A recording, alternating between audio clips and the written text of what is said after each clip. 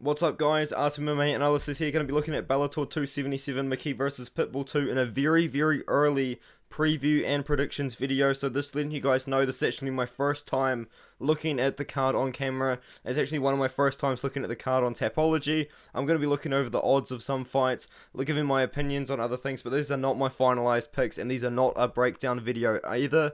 If you want a breakdown video, you're probably going to have to wait for a week or so. I'm just kind of giving my initial opinions on the fights like I do with the UFC cards. I look at the card for the first time, I wait a few days, and I do my research. I kind of see what other people are saying, and then I do my own breakdowns, and then I put out my video, like my official video. So yeah, if you guys want that, you're probably gonna have to wait for a little bit, or it might even be already out, and if it is, I will pin it in the comments below. But apart from that, there'll be timestamps there and everything as well. Let's get into the prelims. Unfortunately, as the prelims have been in the last few sort of cards, very low level prelims, to be fair. I'm not really going to be giving you breakdowns on these. Even in my breakdowns, I don't feel like it would be worth it. Like Theo Haig, he won one amateur fight a couple of years ago. Now he's making his debut. He's sitting at like a minus 500 favorite, which I think is absolutely insane for someone who with only one fight. But he is fighting a guy with a losing record, so I mean, guess kind of makes sense. Lloyd Anderson versus JT Donaldson. I haven't seen any odds. There we go. So Lloyd Anderson minus 400. I mean, you're not going to be playing minus 400 on a guy that has one professional fight. You know what I mean? Now we've got Socrates Hernandez versus Rogelio Luna. Absolutely insanity right here, guys. And let me see if I can find anything. Rogelio Luna sitting at minus 200, making his debut to Socrates Hernandez, who is like 0-1. I mean, you can't really have that much confidence to be playing that kind of line. I mean, Tyson Miller 2-0 versus, this is an interesting fight, Rylan Gracie. I was looking into this guy, man. He actually is obviously part of the Gracie team. He's obviously got an insane Brazilian Jiu-Jitsu background, but this guy just doesn't really have anything on the feet whatsoever. All he really is just Jiu-Jitsu, and unfortunately he doesn't really have the means to get the fight to the ground. He is 0-3 in his MMA career, actually made his debut 16 years ago, which I think is absolutely insane. So good on him for getting in the cage. But Tyson Miller, I mean, I guess he's kind of like a prospect. He hasn't fought the greatest levels of competition at all, so maybe Rylan Gracie does have a good shot at getting the submission, but Tyson Miller sitting at minus 500, I'm never betting that fight, ever, unless I was putting $10 on Rylan Gracie, but even then, you're trusting on him to get a submission. Bobby Cerronio the third, minus 500 again, like absolutely insane odds for these guys here. I don't really know anything about them either. And now we're finally getting into the real fights. Kyle Crutchmer versus Mikel Lombardo. Okay, so Kyle Crutchmer, from the looks of things, he was a Dana White's Contender Series reject. He wasn't. I'm thinking of someone else. I'm thinking of Michael Lombardo. Yeah, sorry, it was Michael Lombardo who was the Dana White's Contender Series reject. He won a decision over Corey Coupe a year and a half ago. The UFC decided to not take him, and to be fair, like getting into the UFC through the Dana White's Contender Series was a lot harder in the past than it was in 2021. Dana White kind of just signed anyone and everyone that won on that card. So I mean, good for Michael Lombardo. We got a win against a decent guy in the amateur scene.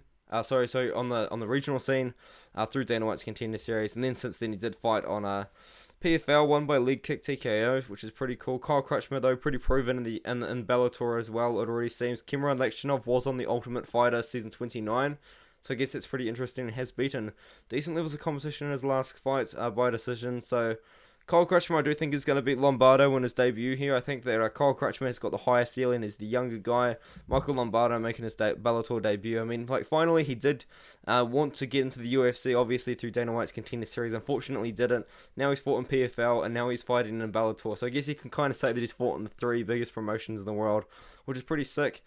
Dovletdzhan versus Tony Johnson. Dovletdzhan recently lost to Corey Anderson. That's right, he got ground and pounded out by Corey Anderson, and then unfortunately after that he did lose to Carl Albrechtsen. But a couple of already great light heavyweights, but now he's going to be fighting down at middleweight here. I mean, hopefully he can make the weight. He is only 5'11", so I don't really see why he shouldn't be able to. I mean, he's fighting up at 205 pounds. Maybe he was fighting out of his weight class there. Prior to that, though, he was beating decent levels of competition on the regional scene over ACA and ACB. A couple of very respected promotions, in my opinion. Tony Johnson suffered his first loss in a while to Dalton Rosa, an up-and-coming guy. Prior to that, he wasn't beating the highest levels of competition in the world, but he does have a win on Dana White's Contender Series again. So we've got another Dana White's Contender Series reject, I guess. But this guy, man, Tony Johnson's almost 39 years old. So kind of no wonder why UFC didn't quite get him in there, just because he was probably like 35, 36 at the time. So Bellator snatched him up, and now he's fighting Yagshimuradov. I'm going to be picking Yagshimuradov to get the win, and he's fighting out of Ukraine. So a shout out to Yagshimuradov. Hopefully everything goes all good with him, and I will be picking him to get the win here. Kind of just looking at level of competition, looking at the record and the age, really. Tyrell Fortune, I do know a decent amount of Tyrell Fortune. I think he's like an absolutely insane wrestler. Isn't he like he's like a Olympic wrestler? Am I correct in saying something like that? I'll see if there's a bio on his Tapology page. There is not. Okay, well, let me fire up Wikipedia real quick, which usually helps. Okay, this isn't Wikipedia, but it will do. He's absolutely insane wrestler. I know that for a fact. And, okay, well, I don't know anything about it, but that's fine. Anyway, I know that he's probably going to beat Rakim Cleveland. The thing with, though, Tyrone Fortune, he was booked to fight someone else. I know that for a fact. And a lot of people were picking him to lose. I think it was the Steve Murray fight that a lot of people were picking him to lose. Or a lot of people were having a lot of doubts of Tyrone Fortune's sort of future there, I guess you could say. So, yeah. I do think Tyrell Fortune is going to win. He didn't have the greatest performance against Linton Vassell. I do know that for a fact. But he's coming back relatively quickly after 3 months later. And hopefully he can get another win inside the Bellator. I think that he's going to have the wrestling advantage over Rakim Cleveland. Although he is a very experienced fighter, I think that Tyrell Fortune will be able to ground and pound him out to a victory, man. And even then, like, Rakim recently hasn't been fighting the highest level competition on the regional scene. I mean, a 9-6 win, I guess, isn't too bad. 15-9, not really too bad either. But he did lose to Steve Murray, the guy that Tyrell Fortune was actually meant to be fighting. So we'll see how that goes. Let's look at the odds for that one as well. I forgot to look at the odds for the last fight. Tyrell Fortune minus 650. That's pretty untouchable odds. What about Yagshimuradov? Minus 300. I feel like that's a little bit more realistic, and I do think that he is going to get the win. Okay, I feel like this is probably meant to be a prelim fight, like below the Tyrell Fortune and Yagshimuradov fight. We've got Gaston Balanos versus Ali Jafri. Ali Jafri recently just ending his losing streak. Gaston Balanos trying to end his losing streak here, and I will be picking Balanos to win here. He actually does have good wins in the Bellator, 8-4 win and a 4-2 win, man. Like, as an inexperienced fighter, that's pretty respectable in my opinion. And the guys that Ali Jafri has been fighting were a couple of years ago, and they were just canned. So maybe in the couple of years, he has made some insane improvements, and he's a lot better because he is a young guy. But I will be going with Balanos in this fight here. And what are the odds for that one if they actually exist? I feel like, oh, here we go. We've got Balanos minus 155. Finally, some relatively realistic odds for these prelims here. Very interesting fight, I guess you could say. All right, Tim Johnson versus Linton Vassell. Tim Johnson. Where do I recognize his name from? First guy to defeat Tyrell Fortune. That's where I know him. He beat Matt Mitrione. And Matt Mitrione had a very controversial Bellator career. That was for sure. And then he beat Chik Konago by split decision. But since then he has lost to Valentin Moldavsky. I believe that's actually the current champion. And Fedor Emelianenko. That's where I also know him. He got knocked out by Fedor Emelianenko in that one there. And Fedor's going to be retiring soon, so the Bellator's trying to get that fight together. I don't know who he's going to fight, but it's probably going to be some insane name. But Linton Vassell, 3-fight win streak over Tyrell Fortune, split decision there. Ronnie Marks ground and pounded him out and ground and pounded Sergey Karatonov, who recently got a massive win over Tyrone Spong over on Eagle FC, which is pretty exciting. Prior to that, he did lose to some decent levels of competition in Valentin Moldavsky and Phil Davis. So I'm going to be probably going with Vassell to win the fight. I mean, Tim Johnson's a pretty old dude. I mean, so is Vassell. In fact, Vassell is a lot older. But I feel like the guy that is showing his wear over the years is Tim Johnson right now. I feel like we've got Vassell as a favourite for sure in this one here. And I really can't find... oh, there we go. We've got Vassell is minus 145, minus 150 favourite. Timothy Johnson is a very slight underdog. I will be going with Vassell in this one here. Moving up the card, we're going to Aaron Pico versus Jeremy Kennedy. Jeremy Kennedy, very experienced inside of PFL and Bellator. He's got a couple of good wins, couple of losses as well that make sense as well. So kind of have Adam Borix recently main evented a card. But Aaron Pico, man, I know a little bit about this guy. I know he's absolutely insane. I think he qualified for the Olympics when he was like 19 years old. And he's got crazy boxing and crazy wrestling. He's just a very well-rounded good fighter. And the Bellator, I think at the one point, man, they were just throwing him in there with like too difficult competition. Like he debuted against a guy that was like 8-2. You know, they really could have built him up a little bit better. And I feel like they've kind of learnt from that, you know, because instead of having a guy with a 9-3 record, they could have had a guy with a 12-0 record. You know what I mean? If they just built him up a little bit better and a little bit slower. But he's still only 25 years old on a crazy win streak over insane levels of competition for this kind of experience level that he's got in MMA that is like not out of other sports. Jeremy Kennedy is a good step up in competition for him, but I do think he's going to pass this level of competition. Jeremy Kennedy does train out of Extreme Couture, which is very good of gym. I'm going to be picking Pico to win the fight, man. I'm jumping on the Pico hype train. I know a lot of money has come in on Aaron Pico as well. He's sitting minus 460 on FanDuel right now, which if you're watching this video, maybe if that line is still there, you could probably jump on that. But apart from that, we're looking at like minus 800 for Betway and BetMGM, which is absolutely insane. So he looks like he opened minus 450. And money has come in. So we're looking like minus 655 or so on best fight odds, which is absolutely crazy.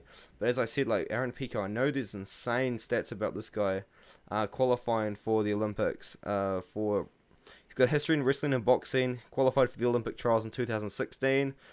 And I think he must have made the freestyle wrestling Olympic team as a teenager as well.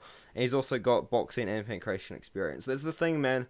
Absolutely insane fighter is Aaron Pico. Alright, Vadim Nemkov versus Corey Anderson. I feel like this fight, man, I was going to look at the odds right now. I think Anderson's like plus 150. He is plus 150. Man, like part of me really wants to pick the dog. Part of me really wants to pick Corey Anderson as the dog right now. And then, like, as I said, I haven't done my research. I haven't looked into it. But Corey Anderson at one point, he was having a good run in the UFC. And then he kind of wasn't. And then he won.